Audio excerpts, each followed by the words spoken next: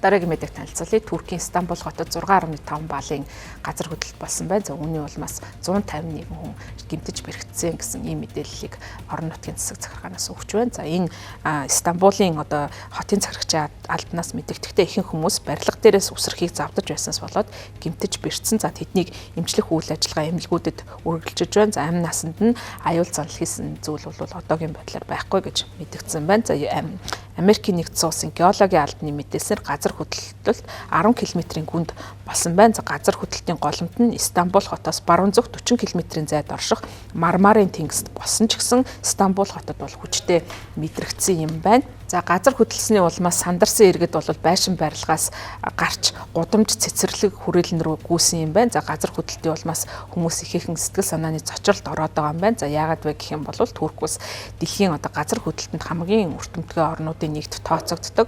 За ингэж одоо бас төгсгөх нь бол аргагүй зүйлүүд юм байна. За Стамбулын хувьд 1999 онд бол хүчтэй газар хөдлөлтөнд нэрвэгдэж байсан. За мөн сүүлд 2023 онд бол тус улсад 2 удаа хүчтэй газар хөдлөлт болсны улмаас зүүн өмнөд хэсгийн нилээд хэсгийг нь одоо газруудыг сүрүүлсэн ийм томоохон газар хөдлөлт болж байсан. За ийм учраас бол хүмүүс энэ одоо урд нь болж байсан газар хөдлөлт нь бол ой танд нь хэвээр үлдсэн учраас тухайн асуудалд ихээхэн санаа зовж байна. За Туркийн дотоод хэргийн сайд Али Иркеле хэлэхдээ орон нутгийн цагаар 12 цаг 49 минутанд тухайн газар хөдлөлт эхэлсэн. За нийтдээ 13 секунд орчимд үргэлжлээд дараа нь 50 гаруй удаа бол чичирхийлсэн гэж мэдэгдэж байна. За тус хот бол энэ одоо газар хөдлөлт болох үеэр бүх нийтээр тэмдэглэх баярын өдөр буюу үндэсний эрх чөлөө хүүхдийн баярыг бол тухайн үед тэмдэглэж байхад газар хөдлөлт болсон юм байна. За газар хөдлөлт болох үед бол хүүхдүүд сургууль дээр байгаагүй. За гэр бүлүүдийн ихэнх нь бол гудамж талбайд одоо баяр тэмдэглэж гарсан байсан юм байна. За энэ одоо газар хөдлөлттэй холбогдуулан Турк улсын ерөнхийлөгч Режеп Тайип Эрдоган баярын одоо арга хэмжээний үеэр бол бурханд баярлалаа.